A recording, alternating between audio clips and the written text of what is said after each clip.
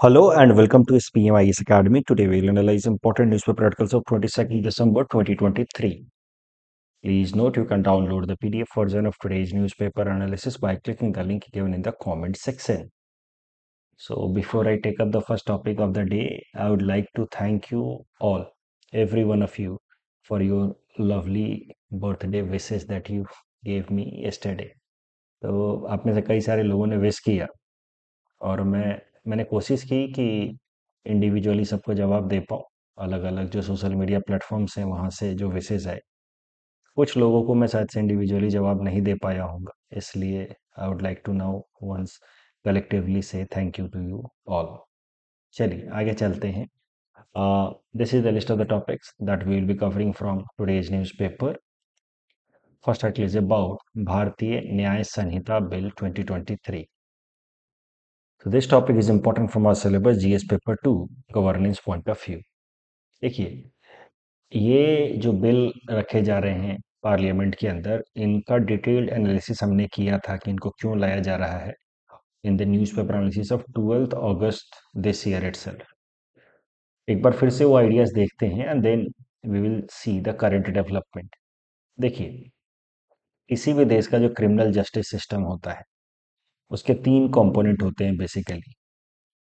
The law enforcement agencies जैसे police and all, उनका काम होता है क्रिमिनल्स को नैप करना, उनके खिलाफ एफआईआर रजिस्टर करना and then such criminals are put in front of the court और कोर्ट फिर फैसला लेती है कि इन्होंने सच में क्राइम किया है कि नहीं किया है, क्राइम का कितना क्वांटम है और उस क्वांटम के हिसाब से फिर उनको सजा सुनाई जाती है या उनको करेक्शन सिस्टम में भेजा जाता है जहाँ पे उनको रिवाइव किया जा सके before they could be allowed to mix with the society again. तो करेक्शन सिस्टम जिसमें बेसिकली जेल वगैरह आते हैं, ये तीनों मिलकर के बनाते हैं किसी भी देश का क्रिमिनल जस्टिस सिस्टम। हमारे देश में भी ये तीनों सिस्टम हैं जो एक साथ मिलकर के भारत का क्रिमिनल जस्टिस सिस्टम बनाते हैं। बट एक प्रॉब्लम है जो हमारे देश में खासकर देखी जाती है, वो है delay in delivery of justice. For example अगर प्रिजन स्टैटिस्टिक्स देखा जाए, 2015 का स्टैट्स है, थोड़ा पुराना है, yet it will give you some idea कि लगभग 4,20,000 जेल इनमेट्स में से 67% जो हैं वो अंडर ट्रायल है, मतलब उनके खिलाफ अभी केस चल रहा है। तो हो सकता है कि उनमें से कई सारे लोग बाद में इनोसेंट डिक्लेयर हो जाए, बट जब तक एक इंसान इनोसेंट डिक्लेयर होता है बाय द कोर्ट तब तक वो जेल में 2 साल 3 साल 4 साल बिता चुका होता है। So that is the amount of time that is lost from the life of that individual. तो ये जो पेंडेंसी ऑफ केसेस है जिस कारण से नंबर ऑफ अंडर ट्रायल्स बहुत सारे हैं हमारे इंडियन जेल्स में, ये एक मेजर चैलेंज है on our criminal justice system. This can also be considered as violation of Article 21 of the Indian Constitution, which guarantees right to life with dignity. तो article 21 के एम्बिट को expand करते हुए supreme court ने कई सारे rights इसके अंतर्गत ऐड किए हैं। One such right added under article 21 is right to speedy justice. तो इतने सारे अंडर ट्रायल्स का नेचुरल तौर पे ये फंडामेंटल राइट वायलेट हो रहा है। तो ये कारण है कि क्रिमिनल जस्टिस सिस्टम को रिवैम्प करने की जरूरत है। मैं ये नहीं कह रहा कि अकेला यही कारण है, but pendency of cases, under trials के नंबर्स और कहीं ना कहीं जो आउटडेटेड मैकेनिज्म है केसेस को रिजॉल्व करने के, इन सब चीज़ों को रिफॉर्म करने के लिए there has been a need to revamp entire criminal justice system.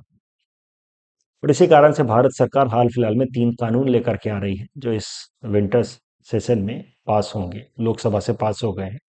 तो वो जो 3 कानून हैं, they will be replacing old laws with respect to criminal justice system. जो 3 पुराने कानून हैं जो भारत के क्रिमिनल जस्टिस सिस्टम को रेगुलेट करते हैं, वो हैं Indian penal code of 1860, CrPC criminal procedure code of 1974 and evidence act of 1873। तीनों का अपना अपना सिग्निफिकेंस समझ लेते हैं। देखिए Indian penal code basically identifies कि कौन कौन से एक्टिविटीज को क्रिमिनल एक्टिविटी मानी जाएगी। जैसे पुराने इंडियन पेनल कोड 1860 का ये एक स्नैपशॉट मैंने आपके सामने रखा है, ब्राइबरी, तो अनड्यू इन्फ्लुएंस एटेलिक्स हैं। तो ये सब चीज़ें जैसे इसमें 302 IPC 302 murder, 307 attempt to murder I believe, ये सब क्रिमिनल ऑफेंसेस माने जाएंगे। एक जगह कोडिफाई करके रख दिया गया कि कौन कौन से एक्टिविटीज को क्रिमिनल ऑफेंस माना जाएगा। लेकिन इसके अलावा टाइम टू टाइम कुछ कुछ नए नए कानून भी बनाए गए। उन नए कानून के मदद से अलग से फिर कुछ कुछ और क्रिमिनल ऑफेंसेस ऐड किए गए। For example, prevention of cruelty against animal act. So this is not under IPC, yet it defines a cruelty against animals will be considered as a criminal offense as per a separate special law।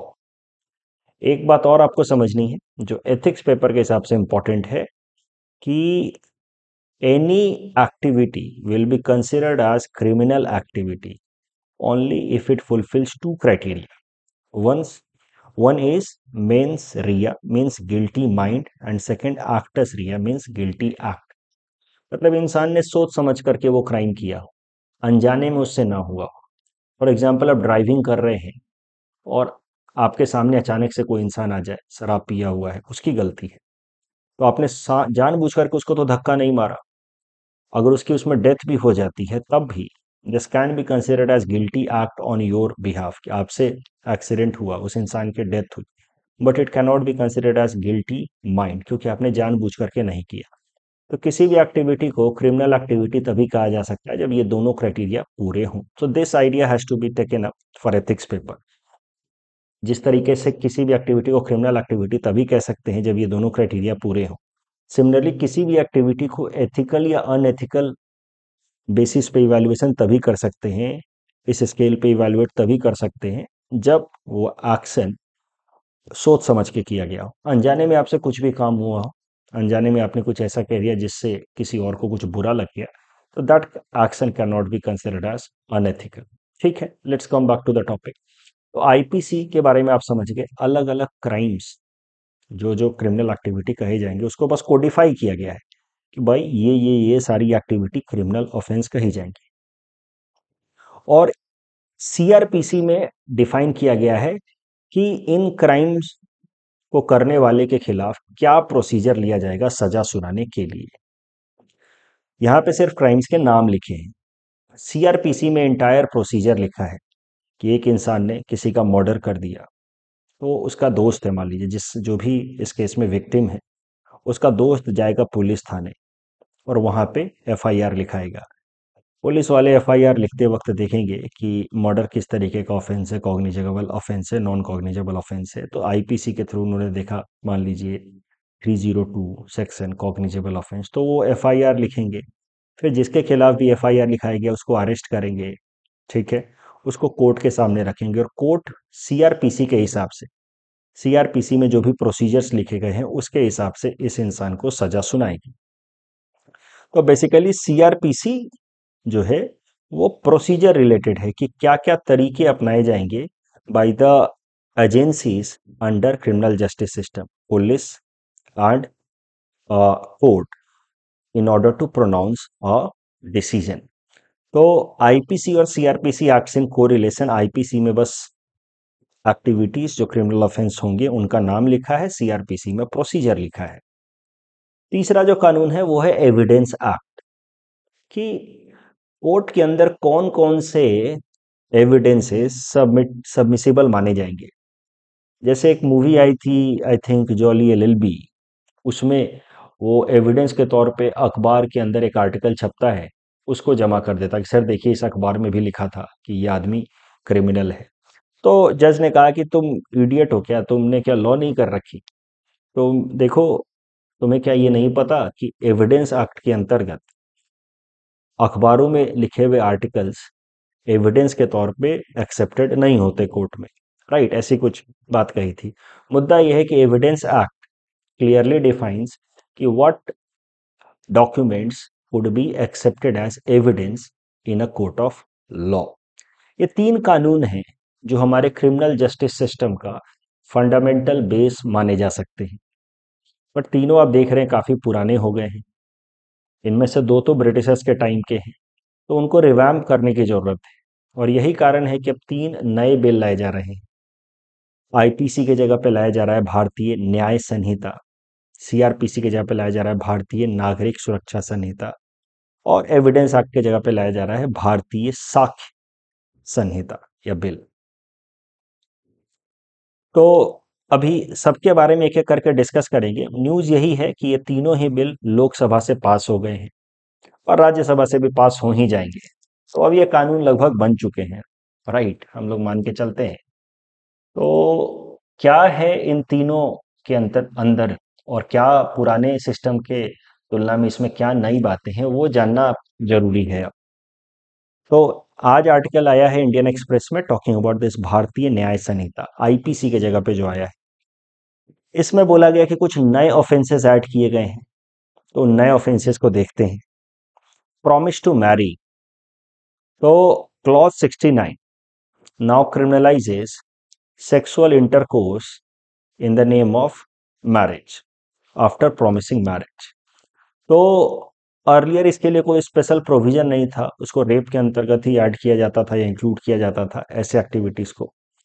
But अब ये एक अलग से offence होगा कि promise in the name of sexual activity in the name of or in the after the promise of marriage will be a criminal offense। तो ये basically कहा जा रहा है कि लव जिहाद को रोकने के लिए लाया जा रहा है। बट देखेंगे इसका क्या प्रोविजन या कैसे इम्प्लीमेंट होता है।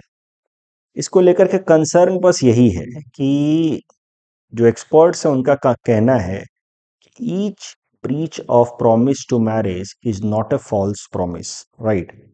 There is subtle difference between false promise to marry and breach of promise to marry। मतलब एक लड़के ने एक लेडी को प्रपोज किया मैरिज के लिए, later on the boy retracted, हो सकता है परिवार का दबाव हो, कुछ और हो, तो ब्रीच ऑफ प्रॉमिस तो हुआ है बट फॉल्स प्रॉमिस नहीं था शायद से। पहले प्रॉमिस उसने ऑनेस्टली की, बाद में वो ब्रीच कर गया। ऐसे केसेस में भी अब क्रिमिनल ऑफेंस अप्लाई हो जाएगा। तो ये सब कुछ वॉयलेशन के या मिसयूज के पॉसिबिलिटीज बताते हैं in this particular criminal offence. तो भारतीय न्याय संहिता में प्रॉमिस टू मैरी वो क्रिमिनल ऑफेंस की तरह लाया जा रहा है। मॉब लिंचिंग, हमने मॉब लिंचिंग से रिलेटेड कई सारे आर्टिकल पहले कवर किए हैं जहां हमने देखा है कि मॉब लिंचिंग को लेकर के कोई अलग से कानून नहीं है, और इसी कारण से मॉब लिंचिंग के केसेस बहुत ज़्यादा हैं बहुत सारी जगहों पे, क्योंकि मॉब को लगता है कि हमारा तो कोई चेहरा है नहीं, अभी भीड़ मिलकर के कुछ भी कर सकती है। और मॉब लिंचिंग के केस में जो कानून लगता था वो था 302 ही, मर्डर केस। और मर्डर केस एक या दो इंसान के अगेंस्ट आप लगाएंगे, 50-100 लोगों के अगेंस्ट थोड़ी लगाएंगे। सो मॉब लिंचिंग को लेकर के अलग कानून ना होने के वजह से भी मॉब लिंचिंग के केसेस थे हमारे देश में काफी सारे। इस बात को ध्यान में रखते हुए सरकार ने मॉब लिंचिंग के लिए अलग से एक प्रोविजन इंक्लूड किया है इन दिस भारतीय न्याय संहिता। यहाँ पे 5 या उससे ज्यादा लोग मिल करके किसी इंसान को पीटते हैं, उसके खिलाफ कोई वायलेंस करते हैं, तो उनके लिए अलग से कानून होगा मॉब लिंचिंग का।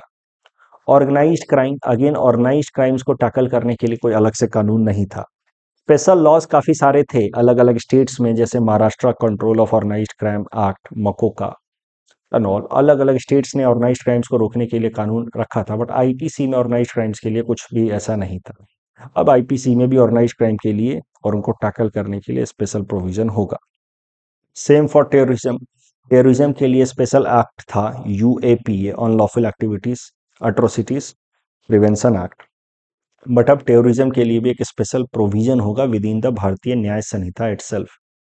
Attempt to suicide, look, attempt to suicide was earlier a criminal offense, but then after 2017 Supreme Court intervention and new health policy, attempt to suicide was decriminalized। कि जो इंसान सुसाइड कर रहा है वो मेंटल तौर पे परेशान है, उसके खिलाफ क्रिमिनल चार्जेस नहीं लगाने चाहिए if somehow the person survives. तो attempt to suicide currently is not a criminal offence. But अब क्या किया गया है इस नए कानून के अंतर्गत, अटेम्प्ट टू सुसाइड को क्रिमिनल ऑफेंस बनाया जाएगा इन सम स्पेशल केसेस। क्या होंगे स्पेशल केसेस? तो अगर कोई इंसान अटेम्प्ट टू सुसाइड करता है, मतलब सुसाइड करने की कोशिश करता है, in order to obstruct a public servant from discharging his official duty, तो उस केस में इसको एक क्रिमिनल ऑफेंस माना जाएगा। क्या है ये मामला, थोड़ा और समझिए। कभी कभार लोग धरने पे बैठ जाते हैं ना, भूख हड़ताल पे बैठ जाते हैं सरकारी लोगों को काम नहीं करने देने के लिए। कभी लोग सेल्फ इमोलेशन की धमकी देते हैं कि हम अपने आप को आग लगा लेंगे। तो ये सब जो अटेम्प्ट टू सुसाइड है in order to restrain a public servant from discharging his official duty, such attempts will be considered as criminal offense as per this new bill। कुछ डिलीशंस भी हैं जो पहले क्रिमिनल ऑफेंसेस थे, अब नहीं होंगे। वो एक्टिविटीज भी हैं कुछ, उसमें से एक है unnatural sexual offence under IPC 377। IPC 377 हमेशा से ही न्यूज में रहा है, आपको पता है, बिकॉज ऑफ होमोसेक्सुअलिटी। तो सुप्रीम कोर्ट ने होमोसेक्सुअलिटी को डीक्रिमिनलाइज कर दिया और आई थिंक नौतेज जोहर केस में डीक्रिमिनलाइज कर दिया, राइट। बट होमोसेक्सुअलिटी के अलावा और भी कई सारे प्रोविजंस थे आईपीसी 377 में, आईपीसी सेक्शन 377 में, जिनको unnatural offences, unnatural sexual offences माना गया था, जो अभी भी वैलिड थे। तो मैं ये कह रहा हूं कि IPC 377 was not completely removed, उसमें से बस होमोसेक्सुअलिटी वाज डन अवे और removed as a criminal offence. बाकी और भी तरह के जो अननेचुरल सेक्सेस हैं, सेक्सुअल एक्टिविटीज हैं, उनको रखा गया था आईपीसी सेक्शन 377 में, अभी भी दे वेर एप्लीकेबल, बट अब इसको पूरी तरीके से हटा दिया गया है। सो अननेचुरल सेक्सुअल ऑफेंसेस से डील करने वाला IPC 377 has been deleted. Thugs को लेकर के अलग से सेक्शन था आईपीसी में, आईपीसी सेक्शन 310, उनको भी हटा दिया गया। अब इसके पीछे क्या मामला है, देखिए।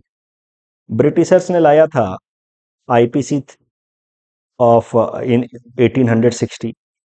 ब्रिटिशर्स ने कई सारे ट्राइब्स को ऐसे ठग ट्राइब डिक्लेयर कर दिया था और उनके खिलाफ ये सेक्शन फ्रिक्वेंटली इस्तेमाल करते थे, IPC section 310।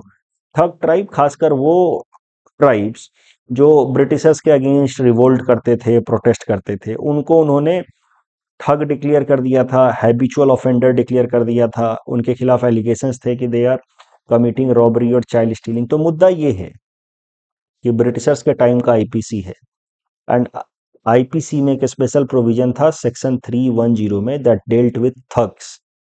And this thug वाला जो प्रोविजन था, that was brought with an intention of suppressing a particular kind of tribe in the name of accusing them of child stealing, committing robbery और organized crime।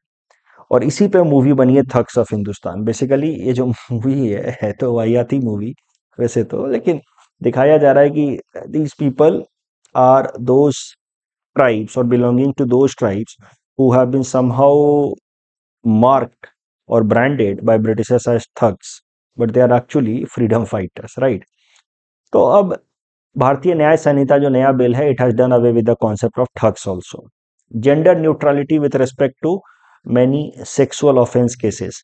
Rape का जो concept है, it still continues to be gender specific concept which can be considered only against women, but other sexual offences को gender neutral बनाया जाएगा। Fake news से deal करने के लिए सेक्शन 153 बी में ही एक एडिशनल पॉइंट ऐड किया जाएगा। देखिए, अभी तक जो आईपीसी सेक्शन 153 बी था, that dealt with hate speeches, लेकिन जो एक नया जो भारतीय न्याय संहिता बन रहा है, इसमें हेट स्पीचेस के अलावा फेक न्यूज से डील करने के लिए भी प्रोविजन रहेगा। मिसलीडिंग इंफॉर्मेशन अगर कोई देता है तो उससे भी डील करने के लिए इस भारतीय न्याय संहिता में प्रोविजन रहेगा। तो फिर है सेडिशन। सेडिशन से रिलेटेड हमने कई दफा आर्टिकल्स कवर किए हैं। सेडिशन को डील करने वाला आईपीसी में जो सेक्शन था वो था 124A, आईपीसी 124A। अभी सेडिशन को बार बार क्रिटिसाइज किया गया है for misuse. It has been criticised as a gagging act which suppresses right to dissent against the government, which is basically considered against the idea of democracy। तो sedition के कानून को बदला गया है, लेकिन हटाया नहीं गया है, नए पैकेज में लाया गया है। सेडिशन को बेसिकली कहा जाता है राजद्रोह, मतलब सरकार के अगेंस्ट द्रोह। अब उसके जगह पे लाया गया है नया कॉन्सेप्ट देशद्रोह। भारतीय न्याय संहिता।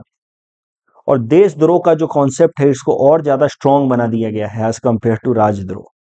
तो आईपीसी 124A जो सेडिशन से डील करता था, अब उसके जगह पे नया प्रोविजन रहेगा देशद्रोह का प्रोविजन। और देशद्रोह का प्रोविजन जो है इसको और ज्यादा वाइड बना दिया गया है।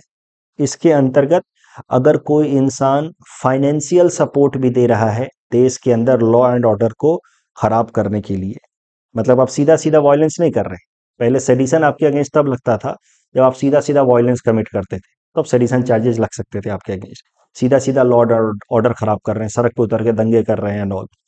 बट अब कैसा है, देशद्रोह वाला जो नियम है इसके अंतर्गत अगर आप फाइनेंशियली भी सपोर्ट कर रहे हैं ऐसी एक्टिविटी को, देन ऑल्सो देशद्रोह के चार्जेस आपके खिलाफ लग सकते हैं। ये सेडिशन वाला कानून है आईपीसी 124A, इसको हिस्टोरिकली काफी क्रिटिसाइज कराया जाता रहा है। महात्मा गांधी के खिलाफ जब सेडिशन चार्जेस लगाया गया तो उन्होंने कहा कि it is Prince of all the law brought by the Britishers to suppress Indians, it is the most draconian law. Similar ideas way are expressed by बाल गंगाधर तिलक जब उनके खिलाफ सेडिशन चार्जेस लगाया गया। तो सेडिशन चार्जेस का मिसयूज होता रहा स्टार्टिंग से ही in order to suppress the rightful dissent voices. Sedition charges को और ज्यादा वाइडन कर दिया गया है, जबकि सरकार ने उल्टा कहा था कि हम सेडिशन चार्जेस को बदल देंगे, खत्म कर देंगे। ठीक है, ये सारी चीजें हैं। किसी दिन हम लोग सीआरपीसी के बदले में जो ये भारतीय नागरिक सुरक्षा संहिता आया है इस पे भी डिटेल में थोड़ा एनालिसिस करेंगे, समझने की कोशिश करेंगे कि इसमें क्या बदलाव किए गए हैं, अगर किए गए हैं तो। The next topic is about credit score. This topic is important for my syllabus GS paper 3 Indian economy point of view. देखिए, अगर आपको लोन लेना है, व्हीकल लोन लेना है, होम लोन लेना है या क्रेडिट कार्ड लेना है, तो सबसे पहले आपको अपना क्रेडिट स्कोर चेक कर लेना चाहिए। और क्रेडिट स्कोर चेक करने के बाद ही आपको लोन के लिए अप्लाई करना चाहिए, otherwise your loan application might get rejected. सवाल ये उठता है कि क्रेडिट स्कोर चेक कैसे करेंगे। तो क्रेडिट स्कोर चेक करने के लिए कई सारे ऐप्स हैं, आपने देखा होगा कपिल शर्मा का ऐड, policybazaar.com पे जाएं, अपना क्रेडिट स्कोर चेक करें एंड ऑल। सवाल ये उठता है कि क्रेडिट स्कोर डिसाइड कैसे होता है, कौन देता है क्रेडिट स्कोर। देखिए, क्रेडिट स्कोर दिया जाता है on the basis of a database that is stored by company known as credit information company which is registered under Reserve Bank of India. तो बेसिकली 4 क्रेडिट स्कोर कंपनीज हैं, credit information companies हैं, CIC, जो भारत देश के अंदर काम कर रहे हैं, उनके बारे में देखेंगे। मुद्दा ये कि जो 4 CIC हैं, क्रेडिट इंफॉर्मेशन कंपनियां, ये इंडिविजुअल से रिलेटेड या कॉरपोरेट्स या MSME के जो क्रेडिट डेटा हैं उनको स्टोर करती हैं कि आपने पुराना कितना लोन लिया है, उसको टाइम पे लौटा रहे हैं कि नहीं। और क्रेडिट डेटाबेस के बेसिस पे आपको क्रेडिट स्कोर दिया जाता है। अगर आपका क्रेडिट डेटाबेस काफी अच्छा है, मतलब पुराना लोन आपने लिया है तो टाइम पे लौटा रहे हैं एंड ऑल, तो आपका स्कोर अच्छा होगा, नहीं तो खराब होगा। तो ये जो क्रेडिट इंफॉर्मेशन कंपनियां हैं, they are registered within the RBI। और बैंक्स को इन क्रेडिट इंफॉर्मेशन कंपनियों का जो भी डेटाबेस है उसको एक्सेस करने की इजाजत है। तो banks can access this and this bank can see your and mine credit score and on that basis banks can decide कि हमें और आपको लोन देंगे कि नहीं देंगे। तो जैसा कि मैंने आपको कहा कि 4 क्रेडिट इंफॉर्मेशन कंपनियां हैं हमारे देश में काम कर रही हैं, TransUnion, CIBIL, Experian, Equifax, CRIF, Highmark. इसमें सबसे ज्यादा हमने सिबिल का नाम सुना होगा, कभी कभार आप सुनते हैं कि सिबिल स्कोर क्या है अपना बताओ बैंक के अंदर, तो सिबिल का नाम सबसे ज्यादा सुनते हैं, but it is one of the 4 credit information company. All of them are regulated by RBI। These credit information companies क्या करते हैं, हमारे आपके जैसे इंडिविजुअल्स या कॉरपोरेट्स या स्मॉल मीडियम इंटरप्राइजेस के डेटा को स्टोर करते हैं, क्रेडिट डेटा को स्टोर करते हैं। उस क्रेडिट डेटा के बेसिस पे हमें रैंक भी देते हैं, स्कोर देते हैं कि हमारा स्कोर कितना होगा। The score varies between 300 to 900। Of course 900 is the highest rating, 300 is the worst. तो विजय माल्या टाइप लोगों का, उनकी कंपनी के टाइप के लोगों का रैंकिंग इधर या स्कोर इधर आ जाएगा 300 के आसपास, राइट। तो जितना अच्छा आपका ट्रैक रिकॉर्ड उतना बढ़िया स्कोर, जितना खराब ट्रैक रिकॉर्ड उतना घटिया स्कोर, फाइन। और बैंक्स और फाइनेंस कंपनीज को लोगों के क्रेडिट स्कोर को एक्सेस करने की परमिशन है। वो हमारा क्रेडिट स्कोर देख करके फिर डिसाइड करते हैं कि हमें लोन देंगे कि नहीं देंगे। क्रेडिट स्कोर को हर महीने अपडेट करती हैं ये क्रेडिट इंफॉर्मेशन कंपनीज। तो अगर आपने पुराना लोन चुकाया है टाइम पे, या कुछ दिन के लिए मान लीजिए डिफॉल्ट किया था, अब आपने लोन चुका दिया, तो जब तक डिफॉल्ट चल रहा था तब तक आपका स्कोर खराब चल रहा था, अब आपने लोन चुका दिया, 1 महीने बाद आपका स्कोर वापस से इम्प्रूव होगा। अगर 1 महीने बाद इम्प्रूव नहीं होता है तो आप उस क्रेडिट इंफॉर्मेशन कंपनी को आप एक मैसेज भेज सकते हैं कि आप प्लीज़ मेरा स्कोर अपडेट कीजिए।